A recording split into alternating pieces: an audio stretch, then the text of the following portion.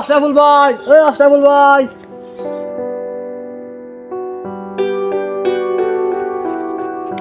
আরে ভাই, আপনার আমি খুঁজে বেড়াচ্ছি। আরে ভাই, কই থাকেন আপনি? আপনার জন্য বিরাট একটা খবর আছে, বুঝছেন? কি খবর? এত চিল্লাচ্ছ তুমি পিছন থেকে? আরে ভাই, এটা মামুন আছে না, ও তো বিদেশ যাবে। আমি তো টাকা পয়সা সমস্যা, আপনি যদি টোপ দেন গিয়ে নেবেন, কাজে লাগবে না। তাই নাকি? এ তো ভালো খবর। তার কোনো খবর নেই? খবর তো আছে, কিন্তু ওই হচ্ছে আপনার কাছে টাকা আছে না 500 বাংটি? টা বাংটি 500 টাকা? তাহা তো ওরে রাখো। আলাম 500 দিল 200 থাকবে, যাবে বেড়াতে তাই যাবে সাথে। ওই খবর আছে বুঝছেন, ওই যে কাকা মুরব্বী আপনার বাড়ির সাথে দোকান, কাকা দোকানে কোনো মাল জিনিস নেই। কাকারে বলিলাম, কাকা বললো টাকা পয়সা হলে মাল জিনিস তুলতো, একটু যাই কথা বলে দেখেন, কাজে লাগবে না। ও ওই কাকা? হ্যাঁ হ্যাঁ হ্যাঁ। কাকা, আপনার ছেলের যে বাইরে পাঠাতে চাইলেন, তার কি দেই খবর? আরে বাবা, কাজ ধরে না যায়নি, অনেক দৌড়দৌড়ি করলাম, কোনো টাকার ব্যবস্থা হয়নি। কাকা, আপনি যদি কিছু মনে না করেন, ওর বাইরে যাওয়া যত খরচ সব আমি দিতে চাই। বাবা তুমি দিবা? ঠিক কাকা, আমি তো দেব না। আমাদের এই আশা ভরসা নামে একটা ফান্ড আছে, ওই জায়গার থেকে যারা গরিব দুঃখী মানুষ, ওই সংসার চালাতে পারে না, দোকানে মাল উঠাতে পারে না, এদিকে দিয়ে সাহায্য করে। ওই এনজিও টিএনজিও না, ঠিক আছে?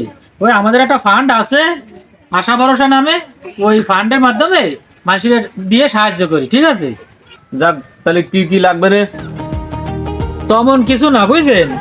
আমরা কাকি তো আর বাইসে নেই, তা আপনার ছেলে রে আর ওই পুতির বউ রে পাঠাই দিয়ে রে, তাই হবে না, ঠিক আছে? এই আশেপাশে যদি কোনো এরকম লোকজন থাকে, তাকে টাকা পয়সার দরকার, আমার কথা কয়ে নেন, তাকে একটু উপকার হলো। ঠিক আছে ঠিক আছে, আশেপাশে যত আরো উপকার হয় সে ব্যবস্থা আমি করবানি।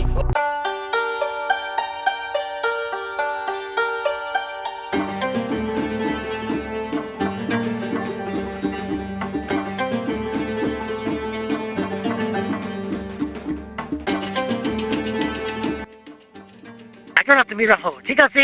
এখন আপনি হবে খুব উপকার না? টাকাটা ভাই আমাকে খুব উপকার হলো, আমাকে সমিতির মাস্টারটা খুব ভালো, এই সবার উপকার করে। তাহলে চলো আমরা যাই।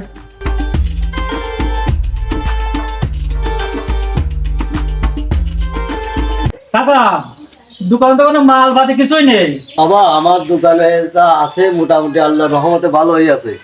কাকা, যদি কিছু মনে না করেন, আমাদের আশা ভরসা নামে একটা ফান্ড আছে, বুঝছেন? এ জায়গাতে গরিব দুঃখী মানুষকে টাকা দিয়ে আমরা সাহায্য করি, মানুষকে উপকার করি। এটা তো ভালো কাজ, এতে কোনো সুদ মুদ আছে না বাবা? কি কারণ কাকা? সুদ মুদ? আমরা মানুষের পাশে থাকি, মানুষের উপকার করি, সুদ সুদ আমরা খাই না কাকা। আমরা খোঁজ খবর রাখি।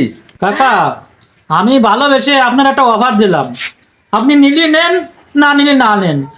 তোমার নামে আমি অনেক রিপোর্ট শুনতেছি, এই এলাকায় আসে তুমি মানুষের মধ্যে সুদ ছড়াচ্ছ, সুদের কারবার করতেছো। আমরা খোঁজ খবর রাখি। কোন ধরনের আচরণ করতেছেন? তুমি আচরণ দেখিছো কি?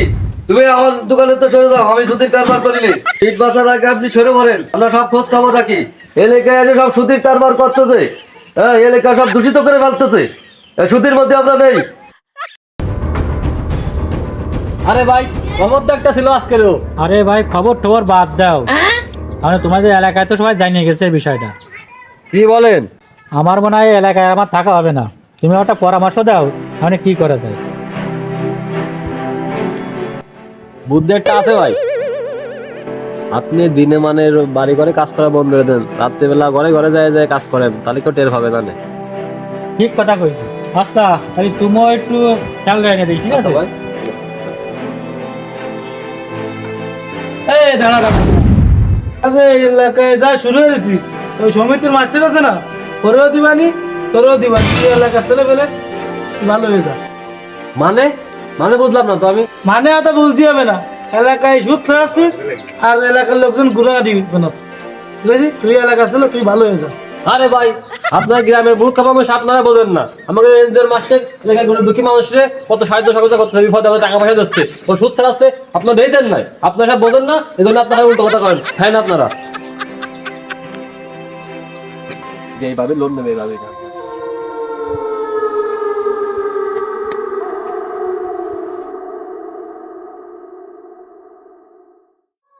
ও ভাবি, ও ভাবি, কিসি ভাই তো মেয়াদিন বাড়ি থাকে না, বিদেশ থাকে, তা একটু আপনি লোন টোন নিয়ে একটু কাজ কাম করে সংসারটা উন্নতি করতে পারতেন, একটা সেলাই মেশিন কিনতে পারতেন। আমি কি আসবো ভিতরে? না না না, আমি এনে আছি, ভালো আছি। কোন আছে রে? তোর সমস্যা কি? এলাকা ছেলে সত্যি কথা কর, স্যার কোন আসলে ভাই ছাদ তো এগুলো করে, আর ওই ভাবিকে বাড়ি গেছে, আমার কোনো দোষ নেই ভাই। আমার আমাকে রাখতে বল, তুই কোনো কথা কই না আমাকে। নে চল এই এর বিচার সকাল হবে, সকালের বুকে সাইনবোর্ডে এর বিচার করাতে হবে। তার ব্যাপার সব আমি জানি, আসলে প্রথমে আমি বুঝতে পারিনি হ্যাঁ। যে এতে শুধুই ব্যবসা করে। আর রাত্রিবেলা ফরের বল জানালা খোলা, এর সকালবেলা দেখ পারি নিয়ে চলো সবাই। চল চল চল, চল, চল, চল। দেখতে আসবে। হাই,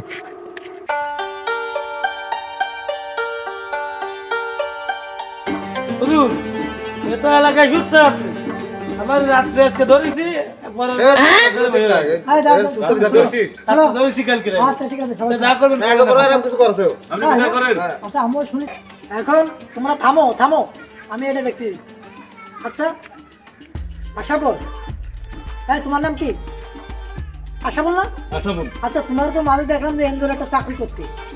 দেখো ভাই, এই সুদ, তুমি যে এই এলাকায় এসে সুদ ছড়াচ্ছ, এই সুদের বিষয়ে 70টি গুণা রয়েছে। তার ভিতরে একেবারে নিম্ন নিচের যে গুণাটা, তোমরা আসছে কেন যে মায়ের সাথে জিনা করা, তুমি এই কাজটা করেছো। আচ্ছা সমাজে যারা সুদ খালো আর যারা সুদ নিল, তারা যদি মনে করে যে শুধুমাত্র শুধু যে সুদ নেছে সেইটি শুধু ভাগ গুণার দেয় না, এই সমাজটা ধরে সকলে এই গুণার দায়িত্বটা তাদের গাড়ি পড়ে। আমি বলবো ভাই, এই ইসলাম রাষ্ট্রে সুদ খাওয়া এগুলো বিশাল একটা গুণা, আর এসব যারা জড়িত তারা গুণার দায়িত্ব হবে। আগেও বলেছি। এখন আমি বলবো ভাই, আপনি এটা কেন করলেন?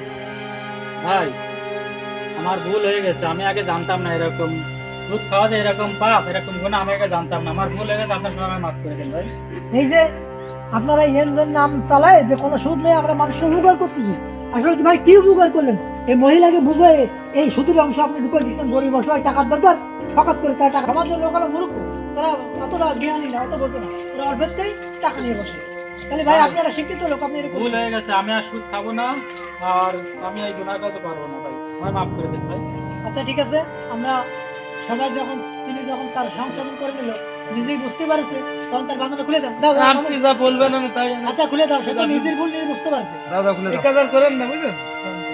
এবারে বন্ধু মাফ করে দিলাম।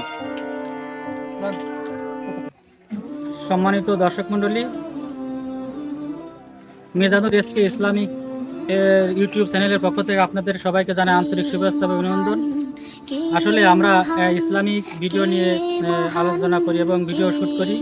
আপনারা সবাই আমাদের ভিডিওগুলো দেখবেন, লাইক করবেন, শেয়ার করবেন, যাতে আমাদের ভিডিওগুলো দেখে সমাজের গরিব দুঃখী মানুষরা উপকৃত হতে পারে। আসলে আজকে যে ভিডিওটা আমরা করলাম, এটা হচ্ছে সুদের বিষয়।